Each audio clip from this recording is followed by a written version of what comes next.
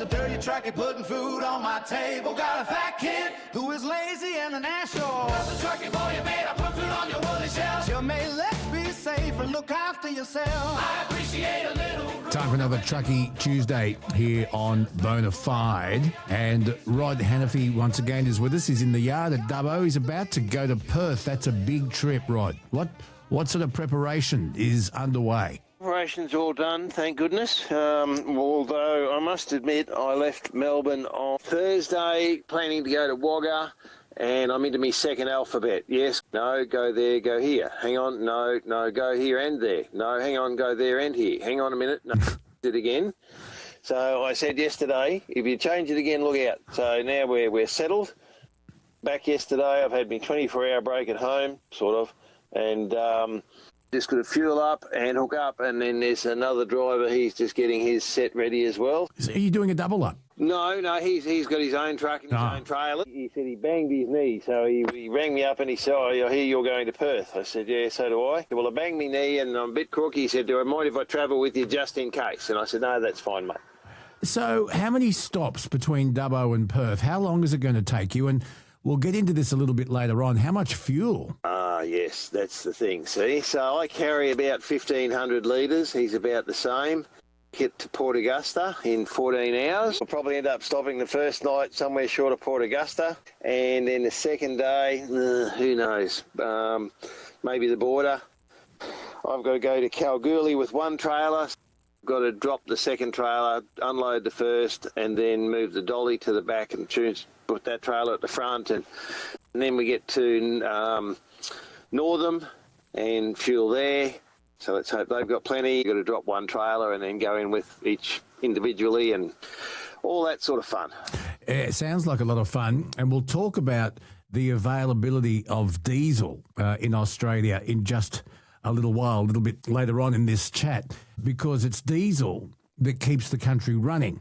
I mean, if you need your car for work, we've learnt during COVID that people can work, or some members of the working community can work from home, but truckies can't. Our groceries don't get on the shelves of the supermarkets by Zoom. So we'll talk about the fuel crisis in just a little while. But first of all, time to catch up. We'll go into our inbox if we can, Rod. We've had a voicemail from a listener. The NHBR always target us, but I was following a vehicle the other day after the body truck incident. He obviously didn't really care that he had 4 ball drive tyres. But I was following a car down the motorway, heading out to go and do some deliveries for the next day, and the wheel was wobbling that bad. You know, I was worried about snapping the wheel studs and flying off. Like, when does the NHVR start looking at cars and some of the conditions they're in? I mean, sometimes you're driving down the highway at night time, there's no tail lights on an old ute, or, you know, they've got one headlight, or I've even seen a car that's had a full head-on collision and then drove off and kept driving like there was nothing wrong with it. You know, we seem to be the target and make the headlines, and, you know, as soon as something goes wrong, they fire the bullet straight at us, but they never have a look at any of these sort of cars that are out there on the road. I had a brief comment about this, but I wanted to save it for you because he is a truckie. He said, what can the NHVR do? Well, the NHVR is the National Heavy Vehicle Regulator, and it looks after heavy vehicles. The condition of a motor car is up to the responsibility lies on the mechanic that passes it for rego, but also that's what the police are for. The NHVR doesn't have anything to do with motor cars, does it, Rod? No, it doesn't, mate, no. And it's up to the police to do something about that. Like years ago, you would hear people getting pulled up for only having a headlight or something like that. You don't hear it now, but geez, you see it a lot. And, of course, you know, when you've got something coming towards you and you see one light, you think, oh, well, is it a motorbike or is it a car? And most cars don't seem to have park lights now. Like, at least in the past where you had a headlight go out, you still had your park light on that side, so you knew what was coming towards you. And that seems to have changed. So it can be quite interesting. And the one I have even more trouble with is people that tow trailers that don't have lights on them and don't have clearance lights out the side, and the car goes past and then the trailer appears out of the dark and scares the living daylights out out of you. So I understand his concern that we get targeted. And I think that's a problem, and I'm sure you've seen on the TV there's being a big fatigue blitz, Luke. Now, I see Paul Salvati was on the TV at one stage, and he said, look, we found 5,000 fatigue offences last year, so we're going to go and have a blitz. Now, I have two problems with that, Luke. The first one is, if they found 5,000 offences, I want to know how many of them were serious breaches and how many of them were 10 minutes over, didn't tick a box, forgot to write the date down, didn't add the hours up, all those little things that we argue that have nothing really to do with fatigue or road safety. And if they turn around and say, well, there was 2,000 serious ones, okay, so what's the problem? Let's address it as an industry. Be fair, be genuine, and tell us the truth. But if they turn around and say there's 5,000 offences and we find out that 4,200 are minor piss-ass things that have nothing to do with road safety, then how do you justify all that time and money to go out and target blokes again and pull them up and knock them off for more minor bullshit things? So I have a problem with that. Yeah, but as I said, a mechanic that passes a car fit for rego, they could lose their licence if they pass a car that isn't fit for the road. But also it is the job of the police to put defects on cars, and you've got to stop driving it until the driver or the owner of the vehicle addresses those problems. So it's not the job of the NHVR, but I hear his point. No. Rod, we've got an email from Matt. Let me read it to you. It goes, listening to your latest Bonafide podcast, I really enjoy listening to you ever since you're on Triple M. Oh, that's nice. I just wanted to let you know that since the 1st of January this year, Western Australia has been repairing a lot of roads and highways where a lot of trucks drive, and the roads are phenomenally way better than I've ever seen them before. Looking for Rod's response. Oh, we'll find out, I suppose. It's good to see. Again, they've been doing a lot of resurfacing. So Australia is one of the few countries in the world that uses the asphalt overlay. Virtually, you get the dirt nice and smooth.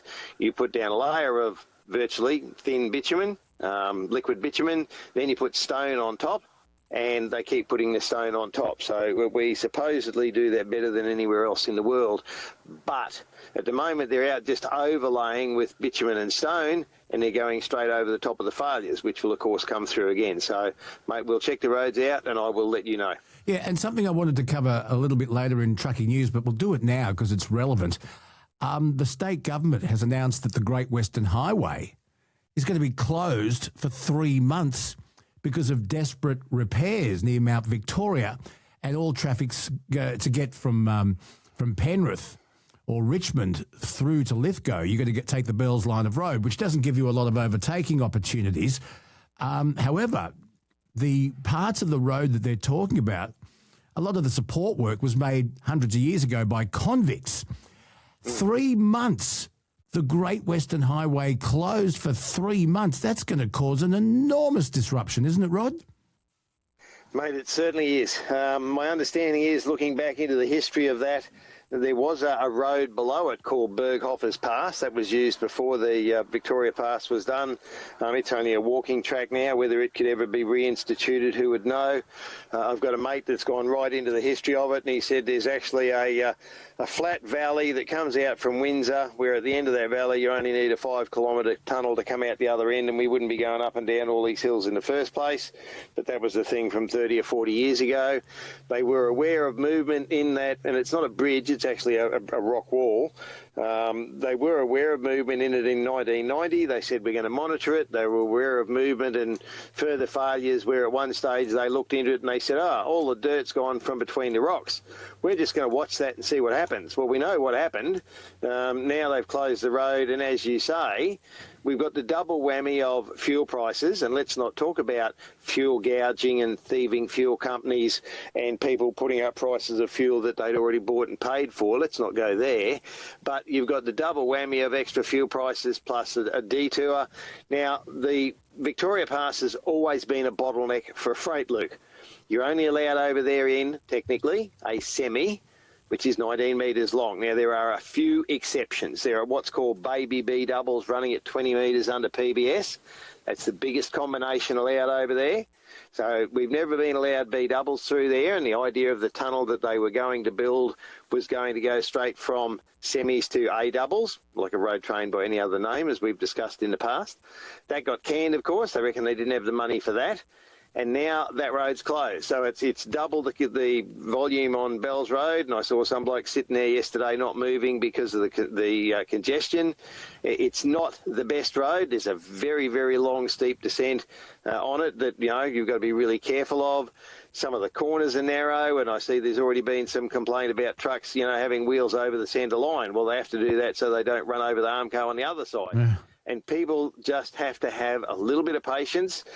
But why is it that knowing the problem was there, that nothing's been done, everybody's fobbed it off and let it go, and now we're in a situation where they say 3 months, Luke, but it could be longer, and virtually all the people in Western New South Wales are being punished and penalised, and that's wrong. Well, I'll tell you something. Last weekend, the Penrith Panthers had a game of NRL against the Cronulla Sharks at Carrington Park in Bathurst.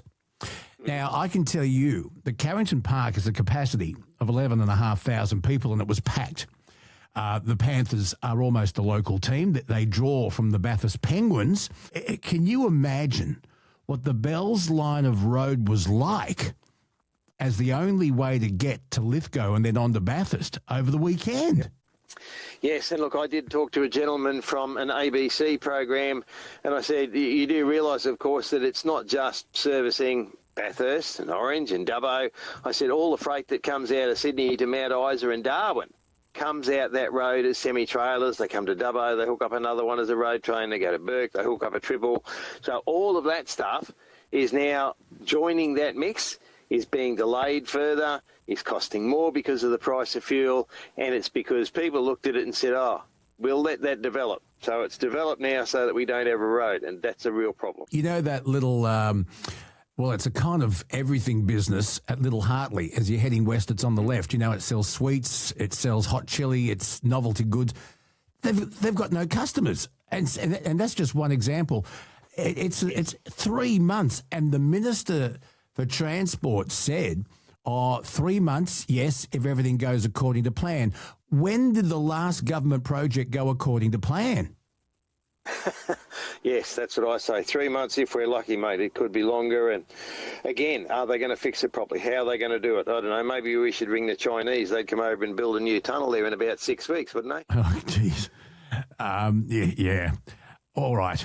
Yes, right. Some fun and games for people wanting to use the Great Western Highway over the next 3 months. I'm tipping it'll be more like 6, and that is catastrophic, absolutely catastrophic. And Kelsey, you drove the Kona to Bathurst, and we went via the Bells line of road. There aren't many overtaking opportunities, but imagine the Great Western Highway shut for 3 months. Unbelievable. And how did they let it get to this? How did they let it get to this? As I said, Blaxland, Wentworth and Lawson took less time.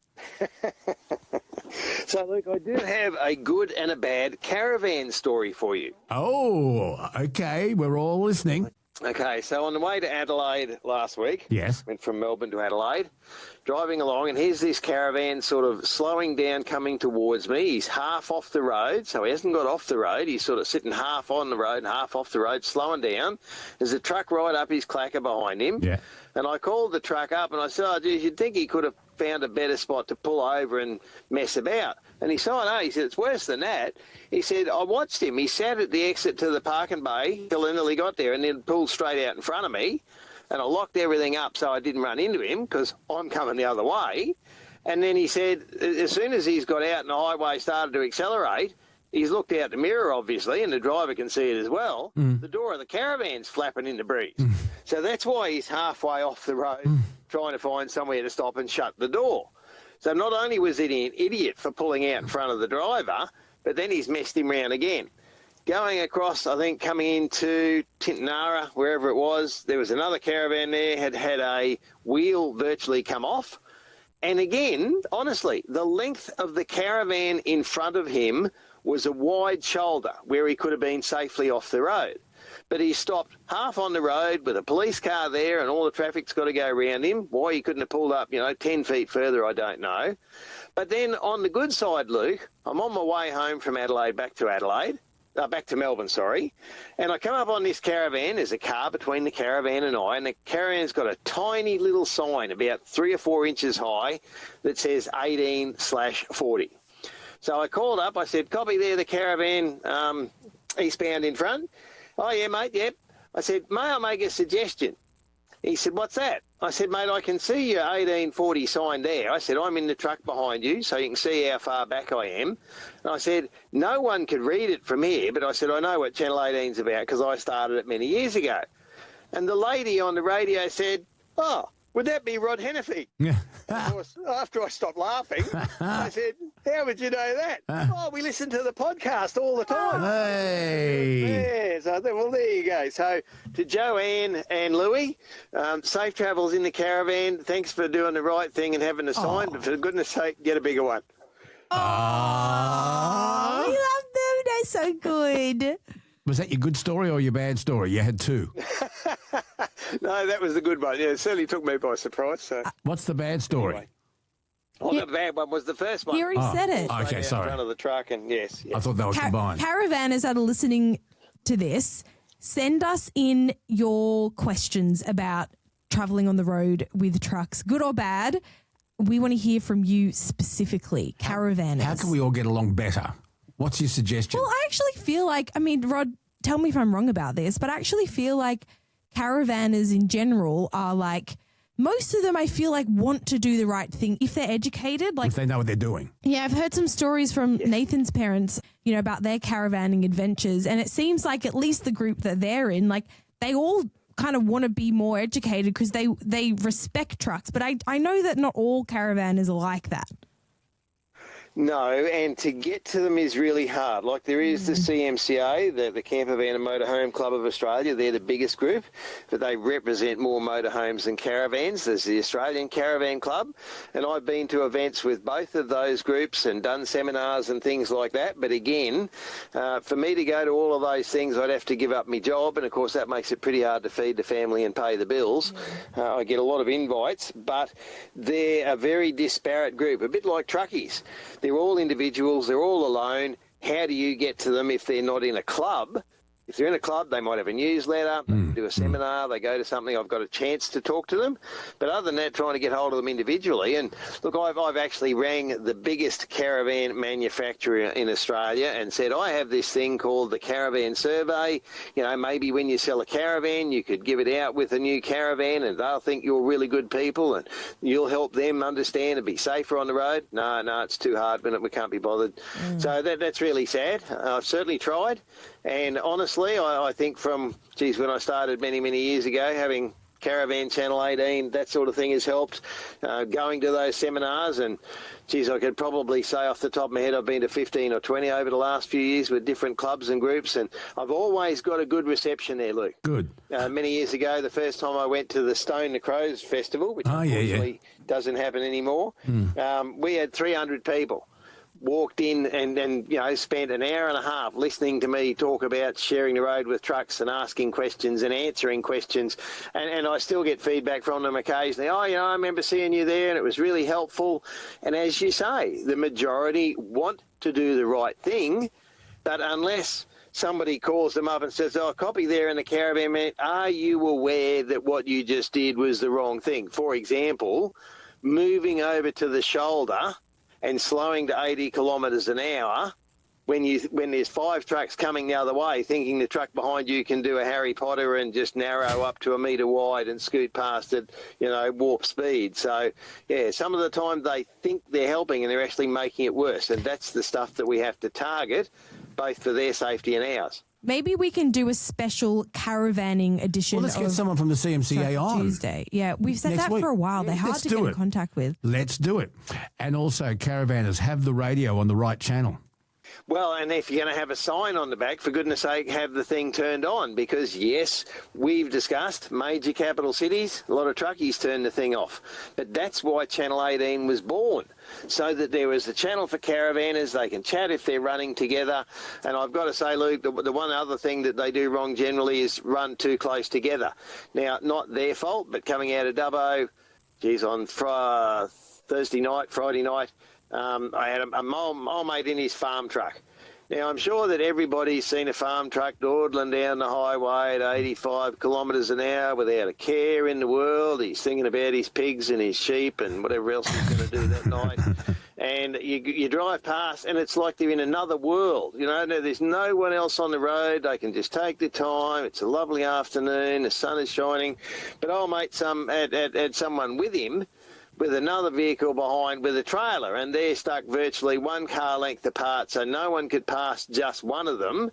And, of course, in the overtaking lane, which was uphill, I struggled to catch up, and I give them a flash to say, hey, how about instead of you accelerating up to 95, let me get past? No, they said on that, so I had to overtake them after that and had to overtake them together. And, of course, I did meet that bloke that we all loved the other day too, coming up in an overtaking lane. Now, this is going to sound like I'm a real prick, Luke. Oh, Rod, you could never be a prick. That's right. So, again, car doing about 95. Now, I'm a third of the way from Melbourne to Adelaide. I've got a fair way to go. I've got to get in there, get to bed, and this car's doing about 95. So it makes it really difficult to overtake them in a truck which is speed limited to 100. I put my foot through the floor, and unless I'm going downhill, it won't exceed 100. So we get to the overtaking lane, and I'm out beside the car, and they've sped up that little bit. So now they're doing about 97, and I'm gaining on them, and we're coming to the end of the overtaking lane. Now, before we got to the end, they never put their indicator on. They never moved over. They just sat there beside. So I'm actually the truck. I'm in a B double. I'm fully loaded. I'm 60 tonne, and I'm in front of the car before we get to the end of the overtaking lane. Yeah. And, of course, at the last minute, he suddenly goes, oh, goodness, what am I going to do now? Yeah. Now, of course, I'm not going to lock everything up because, by law, this was one of the overtaking lanes where the dotted line goes right to the end. Yeah. Therefore, he has to cross the dotted line to come into my lane. He has to give way to the right. He has to give way to an overtaking vehicle. And at the last second, he's just gone, oh, shit, and then had to sort of nearly stop. Now, he would have abused me and said what a prick I was, but all he had to do was lift his foot off when he came into the overtaking lane and let anybody else pass, because I had a queue of cars stuck behind me as well. But I'm not going to let them go and then not get the chance to pass the bloke for the next 27 kilometres. And again, all he had to do was lift the foot. He didn't have to slow down or anything really, just lift the foot a little bit. I'd have got safely past, but no, let's sit here right till the end and then abuse the truck driver because he cut me off. And I'm sure that's what the bloke would have thought. But, mate, how do we teach people? I don't know.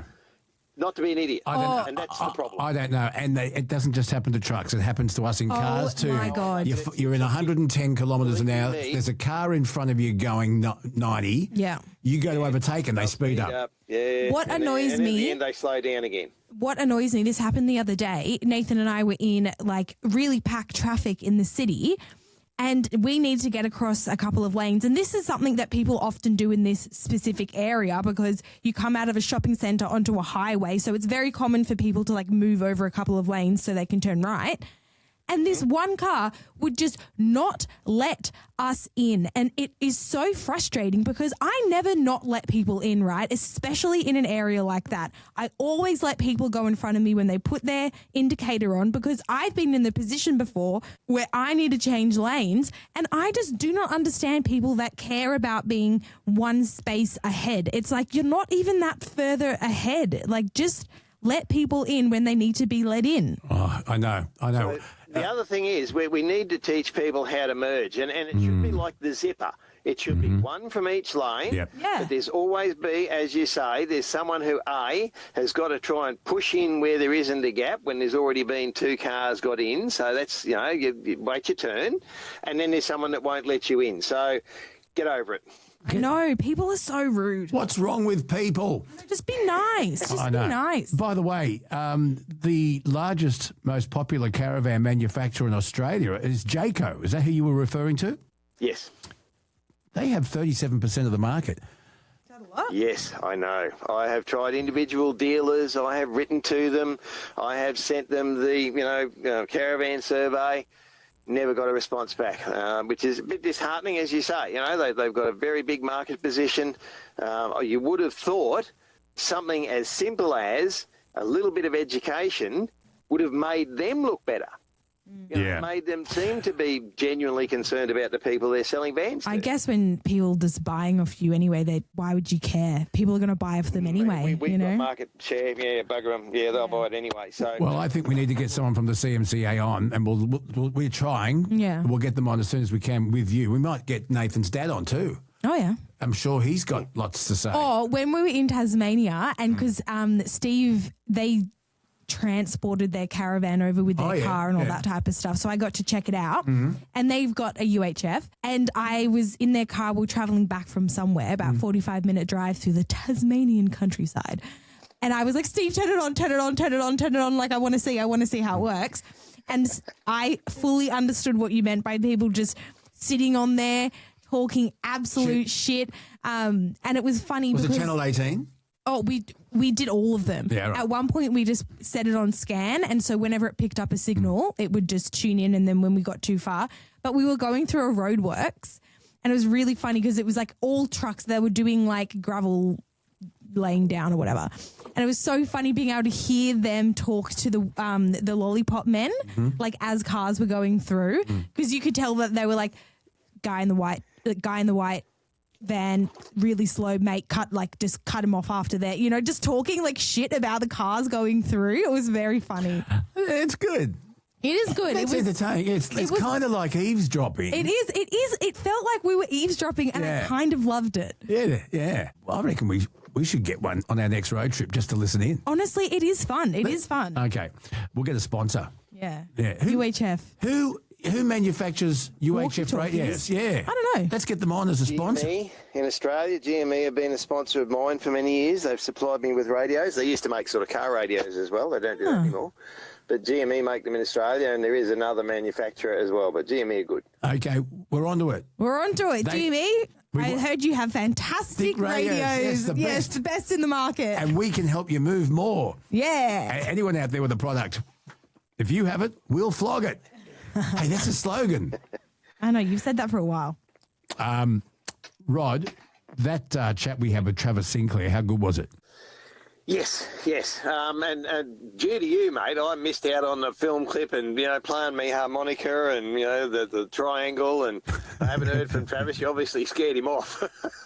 But looking forward to his new single. I see there are a couple of other young country people. Somebody sent me a link during the other day, and I'll have to have a listen to that and come back and give you a thought, and then we'll have to get them to come on and tell us what they think about trucking in Australia. Absolutely, but because of the Travis Sinclair clip. Well, I put a clip up on Facebook. And there was a big response. Luke, what were some comments that caught your eye? Okay, this is from Cole. This could almost be lyrics to a song. I don't know about that. Okay, well, let me show you.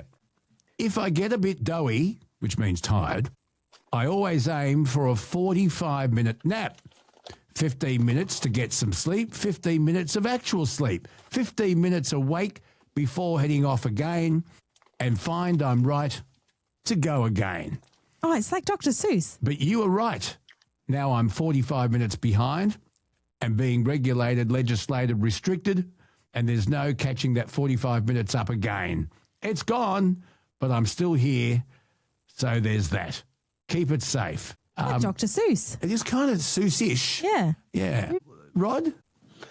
Yeah, mate, when he said 45 minutes, I'm thinking, of course, the power nap thing is don't have more than 20 because then you get into REM sleep and that makes it worse when you wake up, but he's got the plan. Yep, so he's on the money there. And look, again, I'm just writing a draft requirement for Rod Pillen Transport for the new HVNL2. So under the current law, we have 3 levels. We have standard hours, which is 12 hours. We have basic fatigue, which is 14 hours. And we have AFM advanced fatigue, which is 15 or 16, depending on what state you're in. And then, of course, we have the WA regs, which are completely better again, as we've discussed in the past. So when the new law comes in, supposedly in July or something this year, we will only have 2 levels of fatigue. So we'll have standard hours. So instead of bringing the standard up to the 14, which is what everybody might have preferred, I would think, they've said, no, what you have now is BFM, where we have to do a course and be accredited, but so does my fleet controller. So the reasoning behind that is if the fleet controller says, right, go and do this. No, I can't do that. Why can't you do that? You should be able to. Well, they also have to do a course for BFM. But now all that's been thrown out, standard hours and anything above standard hours, we have to apply again to get accredited. The company has to apply to be accredited, and there's going to be a number of templates, which of course they can't tell us what they are yet, one of which will be sort of what we have with BFM. So why do we have to throw away something I've had for the last 20 years and go and be accredited to do exactly the same thing the next day? That's a load of crap, but that's my view. So we'll see where that ends up. But I'm writing a list that we would like a couple of minor changes, nothing serious, but just simply to make it easier for a driver, particularly, for example, here, to go to Perth and back. Last time I made it to Cobar. Now, Cobar's 3.5 hours from Dubbo. I ran out of hours at Cobar. I sat there for 24 hours. It's probably more fatiguing to sit there because, of course, you've pulled up, you've driven, then you're out of hours, so you go to sleep. Then you've got to get up, sit there, walk around all day, do shopping, look, and then try and go to bed so that you can go to work again to get home that night. And it's just a load of crap, and they don't recognise that that makes it worse. It increases your stress. It's another night, 3.5 hours. And I still had legal hours for the week and everything. But because of the logbook, I had to sit there for 24 hours. So that's just ridiculous, and we've got to get a little bit of flexibility. It's all we really want. There's a comment on that we've received from Craig about the logbook. It's not a very long comment, but it's to the point. Craig says, call it the death book for a reason. Forces you to drive tired, more fairy tales in mind than the Bible. Yes, and of course the authorities will say nobody forces you. Well, that's crap. We've got cameras that say you can't do this and you can't do that. We have a national camera network that watches everything you do. And in the past, let's be fair, Travis said the same thing, mate. He said, I will drive when I'm fit and I will sleep when I'm tired. And he, in the past, made his logbook match. And a lot of blokes did. Now, a lot of those blokes did millions of kilometres without an accident.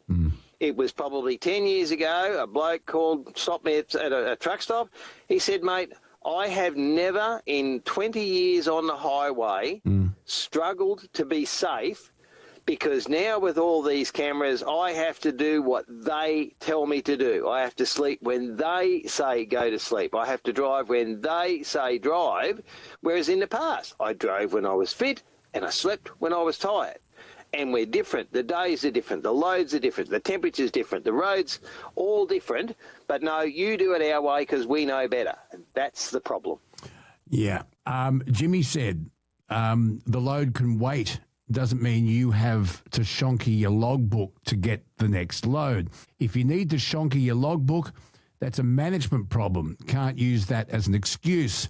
Some days I get 3 hours down the road and have a break. Some days I do 5 hours. But it is what it is. If you have to rest, then rest. That's from Jimmy. Yes. Now, I had a discussion. We had at that stage, the RTA came to Dubbo, and there was a pretty high-level people from the RTA. There were trucking industry people here. It was about changes to the law. And this RTA bloke came to me and he said, so what happens if, you get down the road and you haven't got enough hours? And he said, drop a trip. Now, his example, and again, the things that affect our ability to manage our fatigue and do the job safely and by the book are all out of my control, Luke. I go to a place to load, I turn up on time, the forky kicked his toe, or the machine broke down, or this bloke's paid me more to get loaded first, you sit there for 2 hours. So you sit there for 2 hours, and after 2 hours you go over and you say, what's going on, mate? Oh, yeah, look, we won't be long, but, look, we're nearly there, mate. Yep. So they sit there for another half hour. What's going on now? Oh, yeah, look, if they'd have told you at the start you were going to be there for 3.5 hours, you could have gone to bed. You could have had some sleep. You could have set yourself up. But no, they lie and they bullshit. Now, I can't control that, and yet I still have to be somewhere the next day. Now, my boss expects that. The truck's got to make money. He's got to pay for all that fuel that we're being exorbitantly ripped off for at the moment. And the RTA bloke said, well, if you don't make it, just stop. And that's fine for him. But when you stop, Luke, you don't lose an hour's pay. You lose 2 days' pay. Because if I don't get to Brisbane on Wednesday morning to unload and reload during Wednesday because of what happened the day before, and I don't get there till Thursday morning, oh, you've missed your time slot, or we've given that load away, now you're going to sit there for another day. So I could lose half a week's pay simply because of 1 hour. And his answer was, just give up a trip. So, how many people can give up half a week's wages because they lost an hour because somebody else didn't give a shit about their time? Yeah, lots to think about there, and we'd love your feedback. Luke Boner, radioguy@gmail.com, and leave us a voice message. Just follow the prompts because it's really important. Well, Rod, the big news this week is the world's fuel crisis because of the Strait of Hormuz. And today, Donald Trump is saying, well, the rest of the world has to come in and police this and escort ships through that strait, which is predominantly run by Iran, which is attacking ships. So we have a shortage. It was an extraordinary performance in Parliament by the Energy Minister, Chris Bowen, this week, who stood up in Parliament and said there was no shortage, that deliveries were on time, they're coming. It's panic buying that's causing the problem. Calm down, Australia. It's not like toilet paper during COVID. Relax. And then the next day, which I found extraordinary, he said there is a fuel crisis. We do have a shortage. And he announced that they are going to temporarily allow what's being called dirty fuel to be released for 60 days, 100 million litres. Now, I spoke to Peter Curry from the NRMA, who explained it beautifully. The dirty fuel isn't exactly dirty. It's the same fuel we've been using for years up until a couple of years ago. And what Australia did, it tightened its environmental pollution laws so that the sulphur was then also refined further so that the petrol we use today has less sulphur than it had 2 years ago. So it's an Australian requirement. And he's going to release this higher sulphur petrol to the public, he says, for 60 days in an effort to try and boost supplies. But it's funny, isn't it? In one day, nothing to see here. All the rumours are just rumour mongering from the right. The next day, there is a problem. Maybe panic buying is adding to it. I have no doubt it is. However, let's get to this. Yes. I was really, really eager to hear what they were doing about diesel. And let me explain why. And this is my opinion. Australia runs off diesel. Obviously, Rod, the trucks. Some people can work from home. It makes life really, really difficult for those people in regional Australia that need their vehicles. Really, really difficult. But some people can work from home. If you live in the cities, hopefully you've got public transport you can rely on. If it means less cars on the road because people are conserving petrol, it might encourage people to carpool, etc., etc. But let's talk about diesel. Trucks cannot get groceries to supermarkets working from home. You can't do it on Zoom. Let's take it even further. Our farmers, there are no electric ploughs or headers or sprayers or electric farm equipment. Farmers need diesel to produce our food. Let's look at our fishing industry. Those trawlers that go out and bring fish back to our shores, they don't run off electric power. They don't run off 95. They run on diesel. So, Rod, I'm really keen to hear from your point of view. Is the government looking after our supplies of diesel? Is there enough out there? You're about to launch yourself on a long trip to Perth and then get back home again. What's the government saying about the current fuel crisis and how is it addressing diesel? Probably three things, Luke. Now, the issue of fuel capacity and storage has been raised probably over the last 5 years, and they say that we have 25 days. Now, 25 days is not enough. We don't do the manufacturing that we did. We're down to 2 plants in Australia that produce fuel. I think there's one in Brisbane still used to do it, and there was one in South Australia. I think that one's closed. I think there's one in WA now, where we had about 13 many years ago. So they've all closed down, and we understand in one reason why. They can send a crude over. It is cheaper for someone in Singapore to refine it because they're refining millions of litres daily, and we were doing 1 million less. Well, we only have 2 refineries. We only have 2 refineries, yeah. So we had more, look, Yeah. we had more, and they've closed down. Yep. Some of them are storing some of the fuel that we have out of that capacity. But, of course, then the government said, oh, we've got a solution to this. We're going to store fuel in America. Well, that's really handy if America was, laying in the ocean just off the board, the eastern seaboard. But it's not. So storing fuel in America is probably pretty much like having a hip pocket in a submarine. It's a good idea. It just doesn't work real well. So, one, we don't have enough storage because we don't produce enough. And also, Rod, just to point out that refined petrol, 91, 95, 98, has a relatively short shelf life.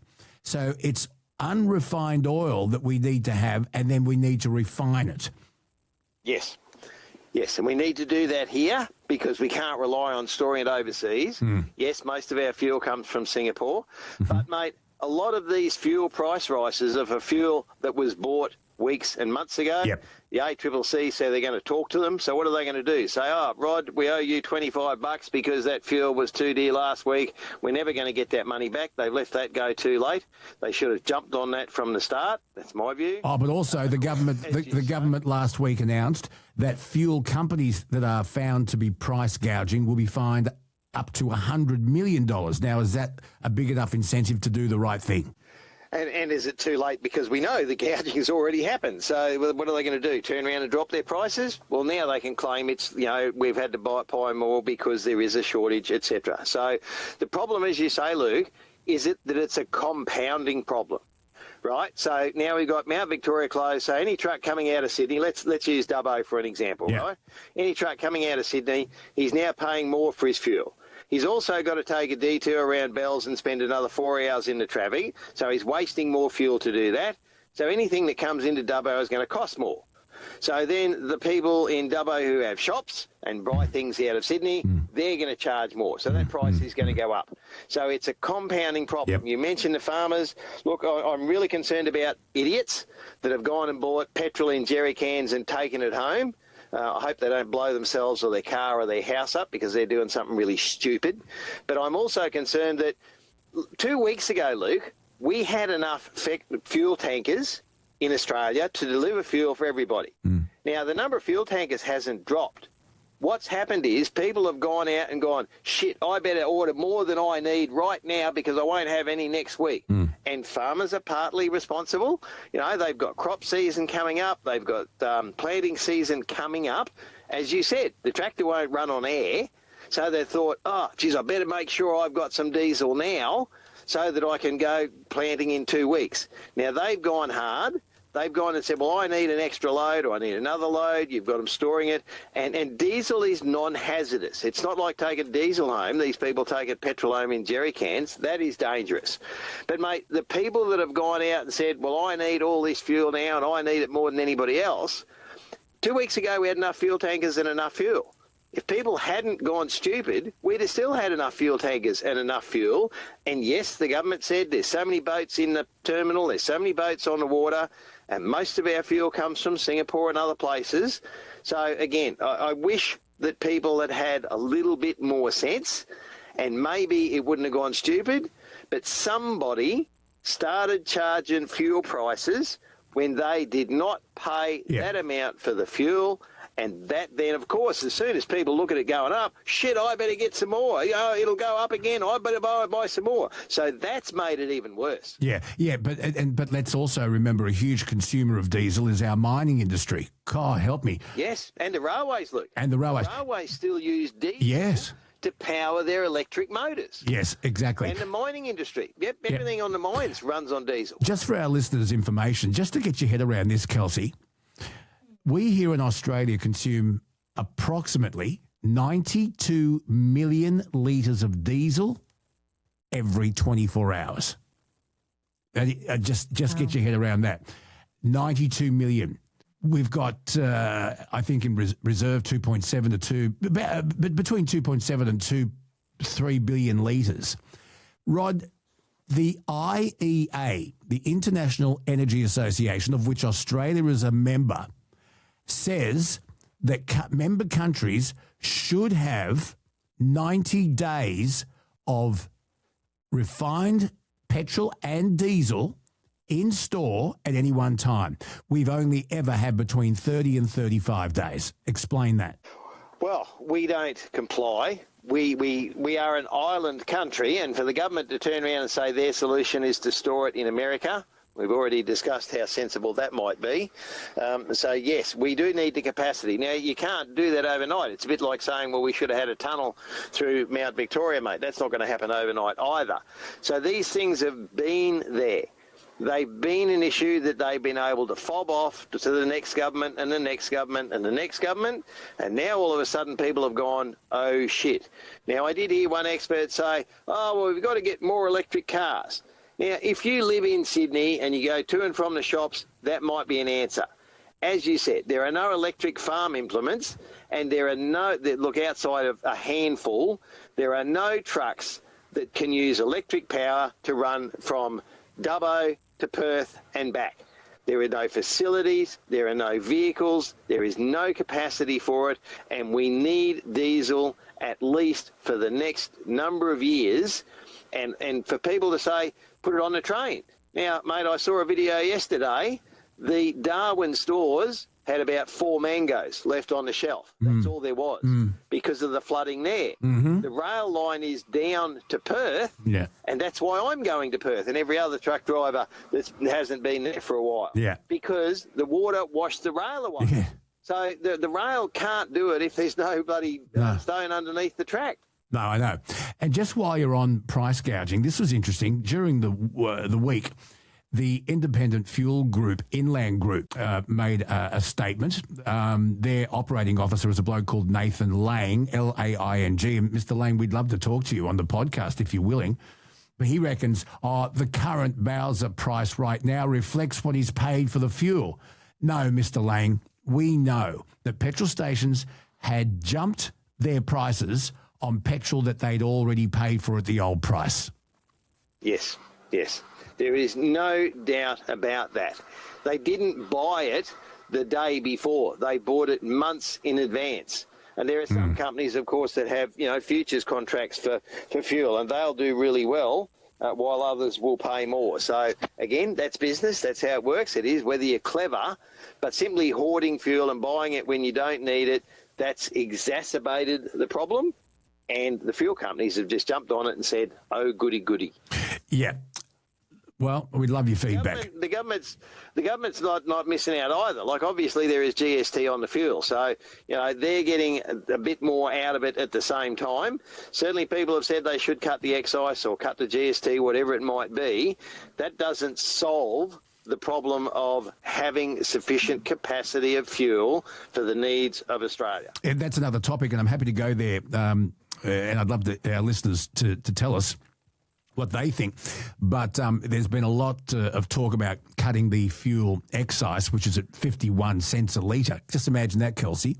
Every dollar you put in your car, 50 cents, 51 cents goes to the government, which is supposed to go back to the roads. Bull. And electric vehicles don't pay that. It's another topic for another day. I'm happy to have that discussion. Scott Morrison back in 2022, because of the cost of living, he did reduce the fuel excise significantly. I think he reduced it to 22 cents. Do you remember that, Rod? So it has been done before. There was a lot of pressure on Morrison to keep it at that, but they didn't because of the billions of dollars in earnings. And so you've not only got the fuel excise, you just said it, you've got GST as well. But, Yes. It's not the price that I'm talking about. It's the availability. And diesel is so, so important. Last thing, Rod, I had a conversation with my mechanic, Michael, down the road the other day because I saw on Facebook that his business was advertising for another worker. He's just got himself into a new workshop. It's bigger, it's flashier, it's shinier, and he's looking for another qualified mechanic, or he said, I'm happy to put on an apprentice and pay them really decent wages. He has had no response. He's advertised it everywhere. He said no one is interested in becoming an apprentice mechanic. And we had an interesting discussion about that. And it's not just mechanics. I mean, you ask any builder, any tradie, it's really hard to find an apprentice. Rod, so let's talk about the future of the trucking industry. This was interesting. Isuzu says that the industry is in the midst of a skill shortage, and it says it's decades in the making, and they're warning that it's now threatening productivity and fleet uptime and long-term industry sustainability. They're right. Isuzu Australia says the main issue is the after-sales workforce, particularly with heavy vehicle technicians, where demand continues to aggressively outspace supply across metropolitan and regional Australia. It is dire straits for the future of the trucking industry, and not just the trucking industry. I wonder if it's parents pushing their kids towards university. Is it kids not wanting to get their hands dirty? Is it because apprentice wages are really poor? They always have been. And back in our day, Rod, if you did an apprenticeship, you knew you got crap wages for a while, but, you sort of relied on mum and dad. You lived at home. Mum and dad supported you. You curbed your spending, and you could see that there was a light at the end of the tunnel after you'd finished your apprenticeship. Rod, once again, the future of the trucking industry and the lack of young people wanting to get into it. And the three factors that you quoted, Luke, are in each way partly responsible. Yes, people have been pushed out of trades. No one wants their kids to do that anymore, and yet you can do really well as your own plumber, electrician, mechanic, whatever the case may be. Yeah, but just let me jump in. As I said to Mike, the mechanic, I said an apprenticeship is the only way where you can actually get paid, even though it may not be wages you're happy with. If you want to do medicine at Sydney Uni and you want to be a GP 5-6 years, you come out of that not earning anywhere near what you think you'll earn, and you've got a HECS debt to pay back. If you want to be a specialist, you've got another maybe 8 or 9 years, and you come out of it with a HECS debt. If you do an apprenticeship, you come out of it with a skill that's sought after, where you will earn good money. Hey, folks, when was the last time you tried to get a plumber or a sparky? Or had to get your car fixed? Don't talk to me about that. So you actually do get paid to learn a really, really important skill. You do. And if you compare that to truck drivers, Luke, we haven't had that apprenticeship. We haven't had that skill set that people recognise. Now, again, there's two sides to it. Now that we have autos and the trucks are smoother and they've got the technology in them, yes, they are easier to drive. But people still don't want to live in a truck 6 days a week and have the average motorist try and kill them and have all those restrictions and penalties and fines that we've talked about. So not only are we struggling there, it's the rest of the logistics industry. It's the fact that, Luke, you haven't got forklift drivers to be able to get a licence at 16 yet. Come on, you're lagging there, mate. I want you to get onto the government and get that sorted tomorrow.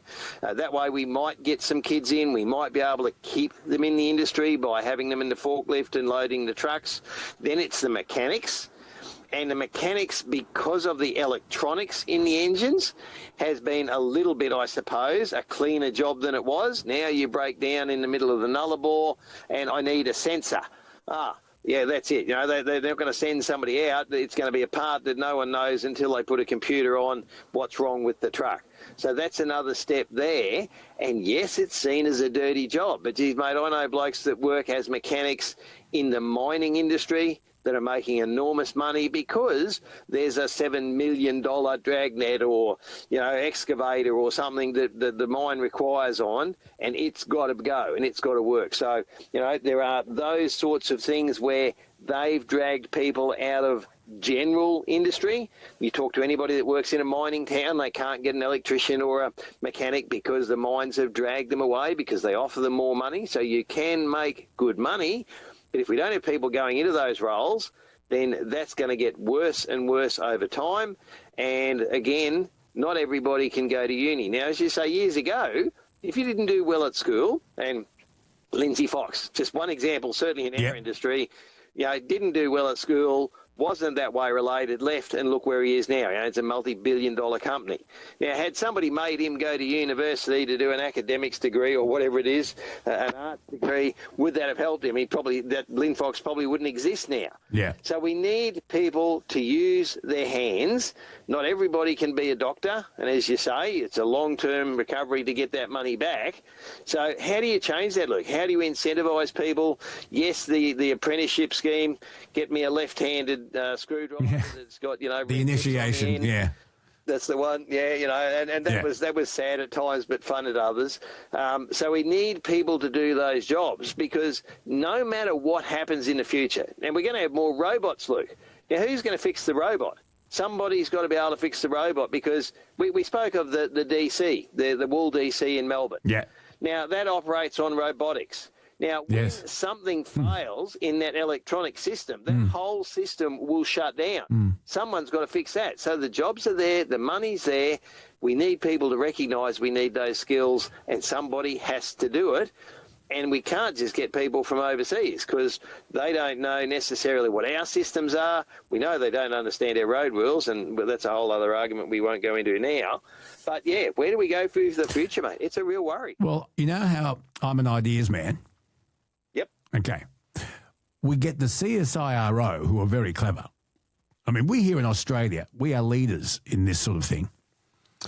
Hang on, Luke. Have you just heard? They're about to put off a heap of staff because they've got no money. Yeah, I have. CSIRO. Yeah. That's a terrible loss. Sorry to spoil that. And it's had its funding nearly halved. It's unbelievable, isn't it? And we invented Wi-Fi.